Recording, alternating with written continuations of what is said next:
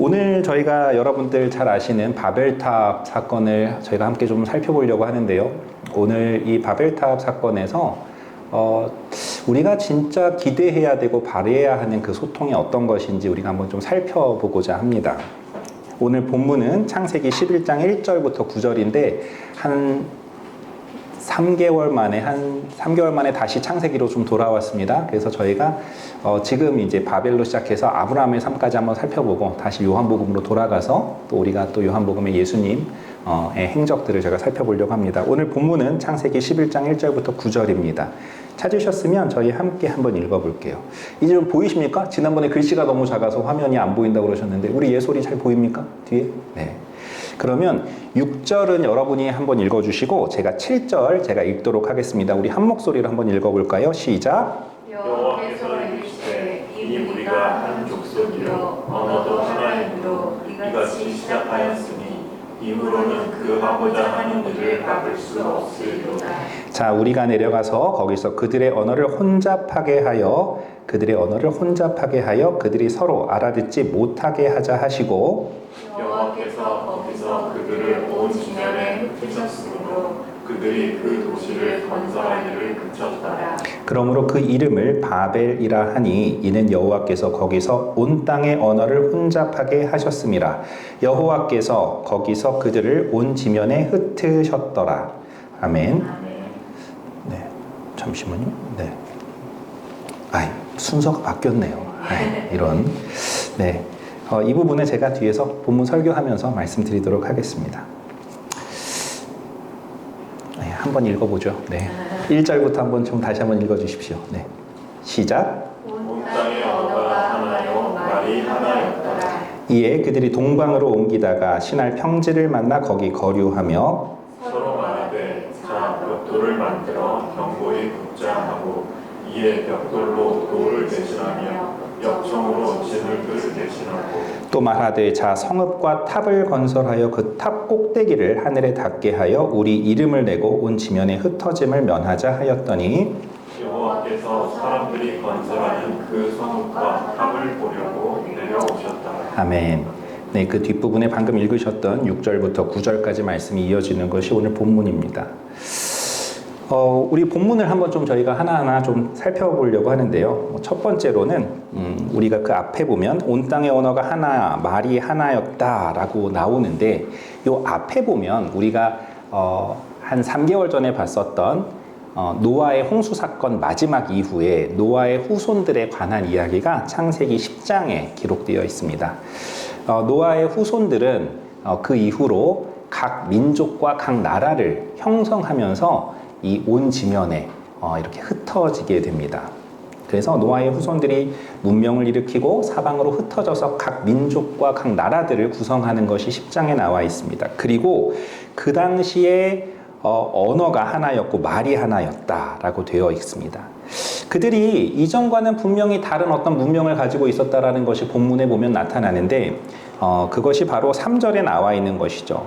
벽돌을 만들어 견고히 굽자 하고 벽돌로 돌을 대신하고 역청은 타르를 말하는 것이죠. 그 타르를 가지고 이제 진흙을 대신한다.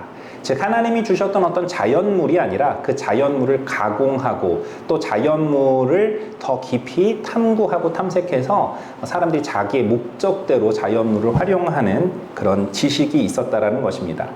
그들은 그런 벽돌과 역청을 가지고 성읍을 만들고 탑을 쌓고 즉 문명을 건설할 만한 그런 기술과 지식들을 갖추고 있었다라고 볼 수 있겠죠.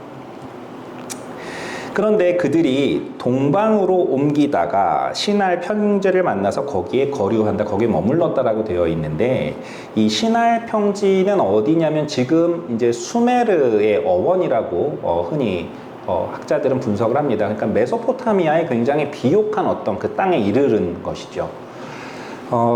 여기서 이제 이 동방으로 이동했다라는 것은 우리가 에덴 동산 창세기에서 우리가 봤었던 에덴 동산의 이미지에 보면 하나님으로부터 멀어지는 방향이 동쪽이라고 이해가 됩니다. 그래서 동방으로 이동했다라는 것은 이들이 하나님으로부터 멀어지고 멀어진다라는 것을 의미한다라고도 볼 수 있는데, 그것은 문명과 함께 이르러서 이 사람들이 이 온 지면으로 흩어질 때 무엇을 중심에 두고 있었는가? 바로 하나님의 말씀보다는 사람의 지혜와 사람의 기술들을 그 마음의 중심에 두고 이들이 온 지면으로 흩어지기 시작했다라는 것을 볼 수 있습니다. 그렇게 그들이 사람의 지혜, 사람의 지식, 기술을 가지고 온 지면으로 흩어지다가 매우 풍요로운 신할 평지를 지금 만난 것이죠. 즉, 자신들의 기술과 자신들의 지식을 마음껏 펼쳐낼 수 있는 그런 굉장히 좋은 환경을 맞이했다라는 것입니다. 그렇게 좋은 환경을 맞이했을 때 이들이 한 일이 어떤 것인지를 보면, 하나님의 자리에 닿으려고 자기 이름을 세상에 떨치려고 그들이 탑을 쌓는 것이죠. 자, 4절입니다. 말하되 성읍과 탑을 건설하여 그 탑 꼭대기를 하늘에 닿게 하여 우리 이름을 내고 온 지면에 흩어짐을 면하자. 그들이 온 지면으로 흩어지고 있었는데 그 흩어지는 것이 얼마나 고된 일이었겠습니까? 그들은 이제 풍요로운 신할 평지에 머물러서 그곳에 정주하면서 그들은 자신들의 이름을 하나님의 닿을 수준으로, 닿을 높이까지 높이고자 하는 그들의 마음의 중심을 여과 없이 드러냅니다. 마치 무엇과 같냐면, 우리 창세기에서 살펴봤었던 뱀으로 사단이 뱀을 통해서 아담과 하와를 유혹할 때 먹음직도 하고 보암직도 하다라고 유혹하면서 하나님의 자리를 대신 차지하라고 부추겼던 그때와 마찬가지로 사람들의 마음 가운데는 여전히 하나님의 자리를 빼앗고자 하고 하나님의 자리를 전복시키고자 하는 그 마음의 중심이 있었다라는 것을 볼 수 있는 것이죠. 그래서 하나님께서 그 성읍과 탑을 사람들이 어떻게 짓고 있나를 보려고 내려오셨어요. 내려오셨는데 하나님께서 이렇게 말씀하시는 거죠. 여호와께서 이르시되 이 무리가 한 족속이요 언어도 하나이므로 이같이 시작하였으니 이후로는 그 하고자 하는 일을 막을 수 없으리로다. 즉 무슨 얘기일까요? 하나님이 내려오셔서 이 사람들의 중심을 봤는데, 노아의 시대 이전에 굉장히 패역했었던 그 시대가 있었죠. 그래서 하나님께서 그들을 어떻게 하셨습니까? 물로 심판하면서 하나님께서 인류를 새롭게 출발시키시고 인류에게 새로운 기회를 주셨죠. 그럼에도 불구하고 그들은 그 노아의 홍수의 사건을 겪었음에도 불구하고 여전히 그 중심에 보면 달라진 것이 없다라는 것을 하나님이 보셨다라는 것이죠. 그들이 행하는 일은 그 이전과 이후가 노아의 홍수 사건에서 아무런 교훈도 얻지 못하고 그들은 도무지 조금도 변하지 않았던 것입니다. 그렇기 때문에 하나님께서 사람들이 점점 악해져 가는 것을 막기 위해서 그들의 언어를 섞으십니다. 말이 나뉘게 되었죠. 자, 우리가 내려가서 거기서 그들의 언어를 혼잡하게 하여 그들이 서로 알아듣지 못하게 하자라고 하나님 말씀하시는 것입니다. 말이 나뉘게 되니까 어떻게 됩니까? 생각이 서로 소통되지 않겠죠.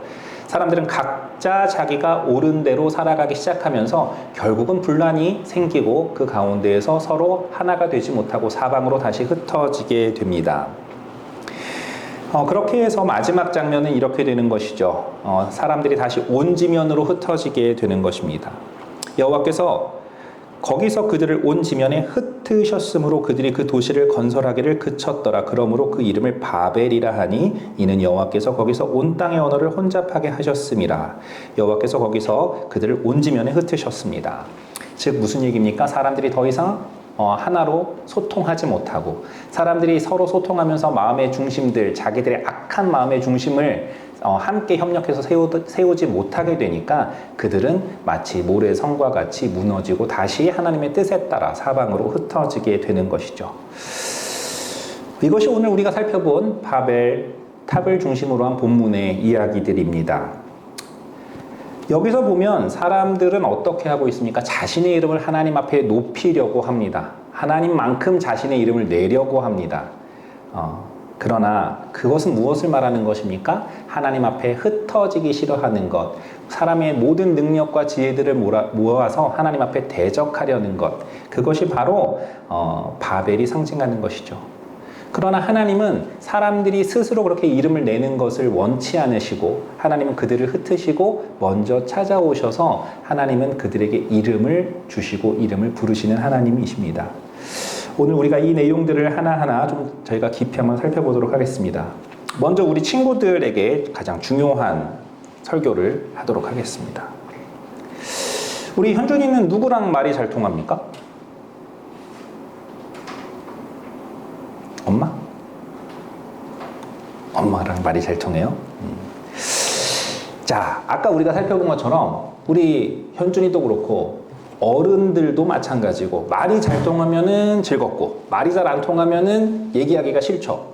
왜 그럴까요? 말이 잘 통하면 함께 있는데 즐겁고 또 함께 있는 게 즐겁다 보면 같이 무슨 일을 하는 것이 부담스럽지 않습니다. 힘이 납니다. 더 하고 싶습니다.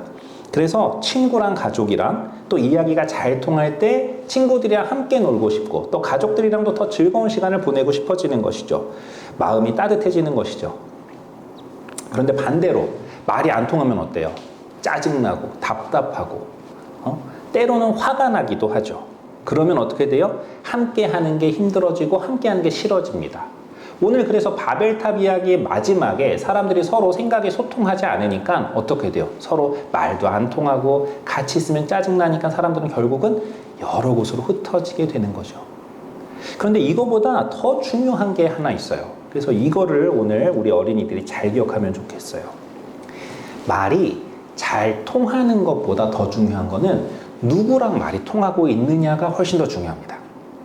왜 그럴까요? 바벨 사람들이 처음부터 말이 서로 안 통했던 건 아니에요. 그죠? 말이 서로 처음엔 잘 통했어요. 그들의 언어가 하나였고 언어가 하나다 보니까 생각이 잘 통했고 사람들이 또 한결같이 마음이 하나님을 떠나서 악했기 때문에 이들이 똘똘 뭉칠 수 있었어요. 그래서 소통은 잘 됐지만 이 사람들의 마음의 중심이 하나님과 멀어지고 싶고 하나님과 대적하고 싶기 때문에 어떻게 됐어요? 하나님의 마음에 합하지 않은 탑을 쌓기 시작했어요. 자기들이 최고가 되려고 했어요.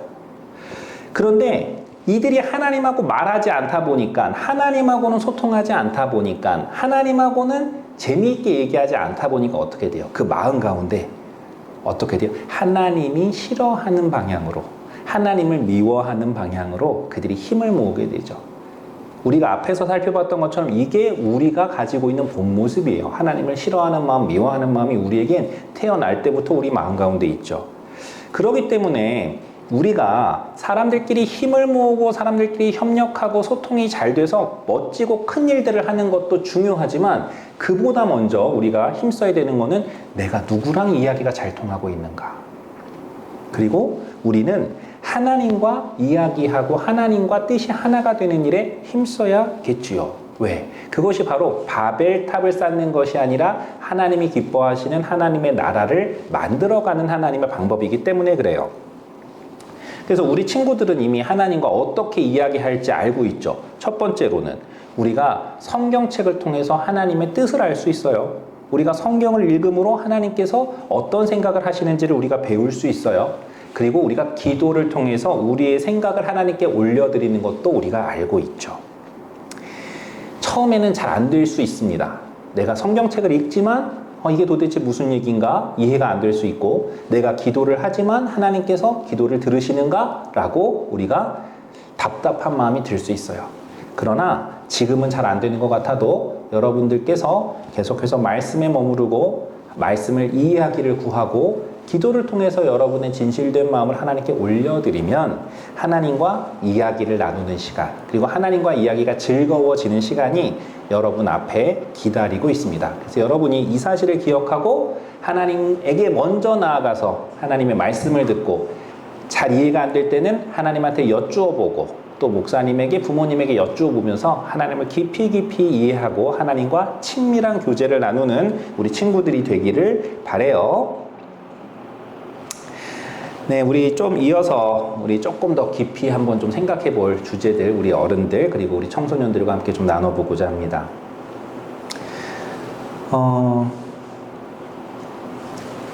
여기에 보면 동방으로라는 말이 나와 있죠. 하나님과 점점 멀어지고자 하는 어떻게 보면 사람들끼리 더 똘똘 뭉쳐서 사람들의 문명을 이루고 사람들이 무언가 크고 멋진 일들을 만들어가는 것 같은 그 이미지가 여기에 나와 있습니다.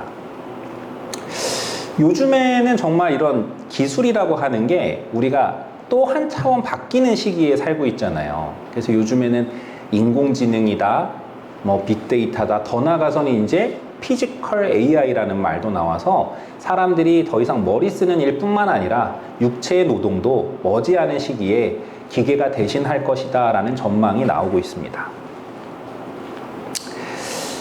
그래서 이런 기술과 이런 어떤 새로운 문명들이 이렇게 새롭게 일어나는 때가 되면 항상 우리는 그 마음 가운데 어떤 불안함이 생기는 것 같아요. 이것이 과연 선한 것인가? 이것을 우리가 어떻게 받아들여야 할까? 이것을 이용하는 것이 과연 크리스찬으로서 좋은 것인가? 이것이 인류의 미래에 과연 도움이 될 것인가 아닌가? 이런 질문들을 우리는 던지게 되죠. 그러나 오늘 우리가 살펴봤던 것처럼 이 문명과 기술, 지식 자체가 악한 것은 아닙니다. 이런 문명과 지식이 없었다면 우리가 이후에 살펴볼 이런 예배를 드릴 수 있는 건물들을 세울 수 있는 우리가 그런 기술들도 없었을 것이고요. 또 사람들이 안락하게 살 수 있는 그런 주거에 대한 지식들도 없었을 것입니다. 기술 자체가 악한 것이 아니라, 기술 자체가 문제가 아니라, AI 자체가 문제가 아니라 사실은 그 기술을 우리가 어떤 마음으로 사용하고 있느냐가 더 큰 문제겠죠. 우리의 마음 가운데 오늘 본문에서 살펴봤던 것처럼 하늘에 닿게 하여 우리 이름을 내자, 온 지면에 흩어짐을 면하자 라는 이 마음이 이 기술의 쓰임새를, 기술이 만들어내는 결과를 결정한다라는 것입니다. 그렇기 때문에 문제는 기술 자체에 있는 것이 아니라 그 기술을 만들어가고 사용하는 사람들의 중심에 있는 것이죠. 사람들의 생각과 마음이 하나님께 있기를 싫어하고 하나님과 더 먼 곳으로, 더 멀리 떨어져서 동쪽으로 가고자 합니다. 할 수만 있다면 하나님 앞에 숨고 싶고, 할 수만 있다면 하나님의 영향력을 내 삶 가운데에서 제거하고, 할 수만 있다면 하나님 몰래, 하나님 보이지 않는 곳에서 나만의 성을 만들고 싶은 것이 사람들의 본질인 것이죠. 그리고 하나님의 질서에, 그렇게 내가 만든 성 안에서 하나님이 만드신 질서를 거부하고자 한다는 것입니다.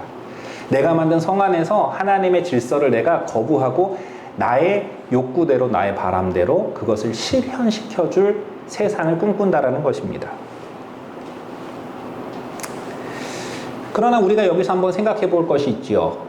사람들 마음 가운데 자리 잡고 있는 죄라는 것이 도대체 무엇인가 라는 것입니다. 우리가 이 죄라는 것에 대해서 우리가 한번 살펴보았지만, 죄라는 것은 쉽게 말씀드리면 하나님의 부재 상태를 의미하는 것입니다. 근데 거기에 한 가지가 더해집니다. 하나님의 부재 상태에서 하나님의 부재를 하나님의 임재를 갈망하는 것이 아니라 나의 존재로 하나님의 부재를 대체하고 싶은 마음이 바로 우리의 죄입니다. 다시 한번 말씀드립니다. 하나님의 부재 상태 그 자체가 죄라기보다도 하나님의 부재 상태를 하나님의 임재로 채워지기를 갈망하는 것이 아니라 나의 존재로 대체하고자 하는 것이 바로 죄입니다. 여기서 나의 존재로 대체한다라는 것은 하나님의 능력이 임하기 이전에 내가 가지고 있는 정말 하나님에게 비교하면 보잘것없는 지혜와 보잘것없는 능력을 가지고 하나님이 나에게 주셔야 하는 것들을 미리 만들고 싶어 하는 것이죠. 미리 그 복락을 누리고 싶어 하는 것이죠. 나의 힘으로 하나님이 주시기 이전에 무언가를 만들어내서 내가 즐겁고자 하는 마음이 바로 나의 존재로 하나님의 부재를 채운다라는 말씀입니다. 그렇기 때문에 이 바벨을 한번 보십시오. 바벨에 모인 이 사람들은 하나님께서 그들을 하나님이 목적하시는 목적지로 인도하여 가셔서 하나님이 그 목적지에서 하나님이 복락으로 내려주시는 그 안락함을 꿈꾸는 것이 아니라 신할 평지라고 자신들의 눈에 보암직하고 먹음직한 그곳에서 자신들이 가지고 있는 조악한 지혜와 지식을 가지고 하나님의 도성을 대신하는 탑을 쌓고자 하는 것입니다. 하나님의 도성을 대신하는 성읍을 쌓고자 하는 것입니다. 자신들만의 성을 쌓고자 하는 것입니다. 이것이 바로 죄의 본질입니다. 이러한 죄가 우리의 삶 가운데 들어오게 되면 어떤 일들이 일어납니까? 첫 번째로는 질서가 훼손되지요. 우리가 하나님 안에서 은혜를 받고 하나님이 공급하여 주시는 하나님의 생명으로 우리가 기동하고 존재하는 것들인데, 우리가 하나님의 존재, 하나님의 우리에게 부어주심을 받지 아니하고 우리의 힘과 능력으로 하나님과 동떨어져서 살아가고자 한다는 것입니다. 하나님이 정하신 질서의 정면으로 대적하고 반박하는 것이지요. 그렇기 때문에 우리에게 기술이 있고 없고가 문제가 아니라 우리가 이런 마음 가운데에서 하나님과의 기본적인 질서와 하나님 앞에서 우리가 서야 하는 자리를 잃어버렸을 때 아무리 뛰어난 기술이 있더라도 그 기술의 결과는 결코 하나님 보시기에 선할 수 없는 것입니다. 다시 한번 말씀드립니다. 여러분들이 이 세상 가운데 실력을 쌓는 건 너무 중요하죠. 가치 있죠. 여러분들이 그 실력을 통해서 여러분이 인류가 더 복락을 누릴 수 있고 인류가 더 많은 풍요를 누릴 수 있도록 여러분의 실력을 개발하는 것 의미 있고 가치 있는 일입니다. 그러나 그것이 하나님 앞에 의미 있게 사용되기 위해서는 하나님의 뜻에 따라 선용되기 위해서는 여러분들 마음의 중심이 하나님 앞에 있어야 됩니다. 특별히 우리 청소년들에게 다시 한번 말씀드립니다. 여러분들의 인생의 시기에 여러분들이 꿈꿀 수 있고 꿈꿔야 하고 여러분들이 꾸는 꿈으로 인해서 하나님께 영광 돌리기를 사모해야 합니다. 그러나 여러분의 그 꿈과 여러분의 그 방향이 하나님께서 정하신 질서를 벗어나 있다면 또 하나님이 정하신 그 때와 하나님이 정하신 그 질서를 여러분들이 거부하고 여러분들의 마음의 욕심에 따라서 욕망에 따라서 여러분들의 향방을 정한다라면 그것은 여러분 앞에 결코 복이 될 수 없을 것이고 또한 그 결과가 하나님 보시기에 아름다운 것으로 하나님께서 받지 않으신다는 사실을 우리 청소년들 기억하시기를 바랍니다. 그렇게 하나님과의 질서가 무너졌을 때 하나님께서 우리에게 주신 은사와 재능들도 결국은 선하게 사용되지 못합니다. 하나님께서 우리에게 능력을 주셨는데 그 능력이 하나님 앞에 선하게 사용되기 위해서는 그 목적이 올바라야 한다라고 말씀드렸지요. 그러나 여러분들 이 현대사회를 살아가시면서 그 목적이 제대로 셋업되어 있지 않다고 해서 그 목적이 여러분 앞에 올바르게 정립되어 있지 않다라고 해서 여러분들이 이 경쟁에서 여러분들이 뒤처지는 삶을 선택하기가 쉽습니까? 여러분들이 아무리 그 경쟁에서 나는 벗어나 있을 거야 라고 정해도 이 세상은 여러분들을 끊임없이 그 경쟁 가운데 밀어놓고 여러분들을 비교하고 여러분들을 평가할 것입니다. 그렇기 때문에 여러분들의 마음이 견고하지 아니하면 여러분들은 그 세상이 여러분에게 요구하는 강요와 비교 앞에서 여러분들은 목적 없이 여러분들의 기술들을 세상의 요구에 맞춰서 개발해 나가게 될 거예요. 그리고 여러분들은 때로는 그것이 성실한 삶이라고 여러분들은 착각할 수 있습니다. 그것이 내가 하나님 앞에 드리는 최선이라고 여러분들이 생각할 수 있습니다. 그러나 여러분들이 훌륭한 법관이 되고자 하고 여러분들이 디자이너가 되고자 할지라도 여러분들의 마음의 중심이 하나님께 향해 있지 않다면 여러분이 드리는 모든 수고와 노력이 결코 하나님 앞에 향기로운 제사로 올려드릴 수는 없는 것입니다. 그런 삶이 지속되다 보면 하나님과 나의 관계가 멀어지고 하나님이 정하신 질서에서 벗어나 있는 그 자리가 지속되다 보면 하나님의 임재를 나의 존재로 채우고자 하는 그 상태가 지속되다 보면 우리의 마음은 하나님 앞에 둔감해지기 시작합니다. 하나님 없이도 괜찮은 것 같기도 하고요. 하나님 없이도 썩 잘 사는 것 같기도 합니다. 그러나 우리의 마음 가운데 때때로 찾아오는 불안과 때때로 내가 잘못 가고 있는 것은 아닌지라는 경고등을 여러분들이 외면해서는 안 됩니다. 그것은 하나님께서 암처럼 번져가는 하나님의 임재를 우리의 존재로 대체하고자 하는 우리의 죄성 가운데에서 우리의 그런 죄의 오염 가운데에서 하나님께서 우리에게 경고등을 켜주시는 것이기 때문에 그래요. 하나님이 돌이키라고 말씀하시고 하나님이 돌아오라고 말씀하시는 그 하나님의 경고등을 여러분들께서 무시하시지 않으시기를 바랍니다.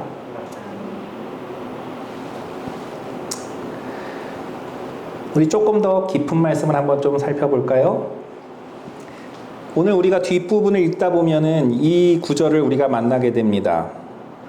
여호와께서 거기서 그들을 온 지면에 흩으셨다. 언어를 나누셨다.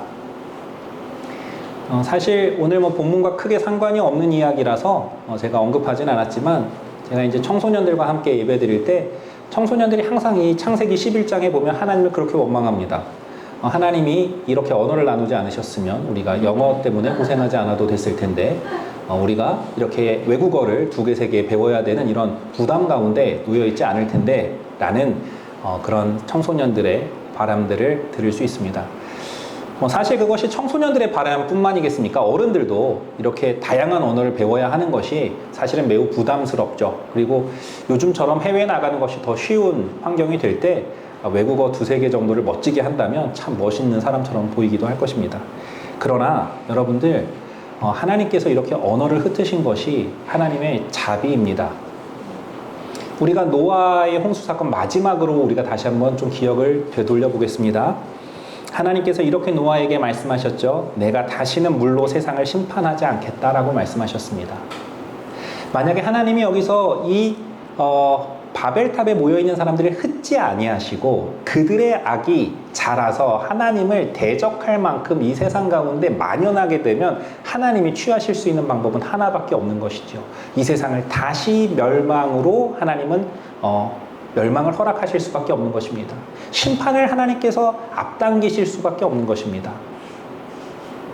그러나 하나님은 그 심판의 시간을 뒤로 지연시키시죠. 흩음을 통해서 하나님은 어떻게 하십니까? 이들을 서로 단절시키고 이들이 서로 소통되지 못하게 하면서 하나님은 어떻게 하십니까? 이들이 더 이상 죄 가운데 죄를 쌓아가지 못하도록 하나님께서 막아주시는 것입니다. 바벨은 인간에게 보면 재앙처럼 보일 수 있습니다. 무언가 하나님께서 인류들이 발전하고 고도화되는 것을 하나님이 막으시는 것처럼 보일 수 있습니다. 그러나 여러분, 우리의 마음의 중심이 하나님 앞에 바로 서지 못했을 때 우리가 하나님 없이 그렇게 견고해지고 높아지는 것이 결코 우리에게 복이 아니라는 사실을 하나님은 말씀하고 가르쳐 주시는 것입니다. 그렇기 때문에 우리가 그렇게 죄악 가운데 빠져들지 않도록 하나님 우리를 흩으시고 우리의 생각을 나누게 하시고 우리가 아버지 앞에서 우리가 흩어져서 이 사방으로 우리가 하나님께서는 우리를 사방으로 보내시는 것입니다. 그렇기 때문에 우리는 바벨을 흩으시는 하나님의 역사 가운데에서 우리는 하나님의 은혜를 볼 수 있습니다. 심판을 뒤로 지연시키시는 하나님을 볼 수 있습니다. 그러나 여러분, 하나님은 우리의 실수와 실패도 하나님의 목적에 맞게 선용하시는 분이시죠. 아름답게 선하게 사용하시는 분이시죠. 지금은 이들이 하나님에게 찢김을 받고 온 지면으로 흩어지는 것 같지만 하나님은 그렇게 흩어지는 그들을 통해서 하나님의 사람들로 변할 수 있는 인류를 하나님의 모든 피조 세계 가운데로 하나님 보내시는 것입니다. 그렇기 때문에 이들의 흩어짐은 단순한 저주가 아니고 장차 하나님께서 하나님의 나라를 만들어 가실 하나님의 작정과 예비하심 가운데 있는 하나님의 은혜인 것입니다. 그리고 우리는 이 은혜가 정말로 하나님께서 성취하시는 것을 볼 수 있는 그러한 때에 살고 있는 것이지요. 하나님께서 이렇게 온 지면으로 사방으로 사람들을 흩지 않으셨으면 이 하나님께서 지으신 지구 위에 이렇게 복음이 편만하게 펼쳐질 수 있겠습니까?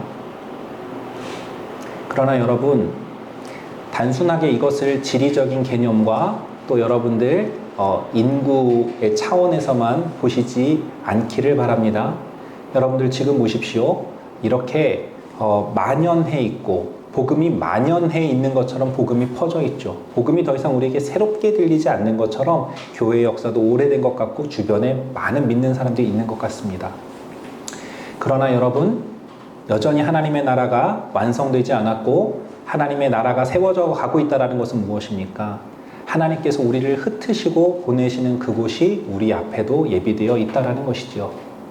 그렇기 때문에 여러분들, 하나님께서 여러분의 삶을 때로는 흩으시고 때로는 여러분을 작게 만드시고 때로는 여러분을 고난 가운데 보내시는 것 같지만 여러분들, 그것이 하나님께서 여러분을 미워하시기 때문이 아니라 하나님이 여러분을 사랑하시기 때문에 하나님의 뜻에 따라 여러분을 사용하시는 그 인도하심 가운데 있다는 것을 기억하시기 바랍니다. 지금 우리에게 그 복락과 그 안정감이 허락되어 있지 않더라도 하나님은 우리에게 장차 그 복락과 안정감을 우리에게 주실 것입니다.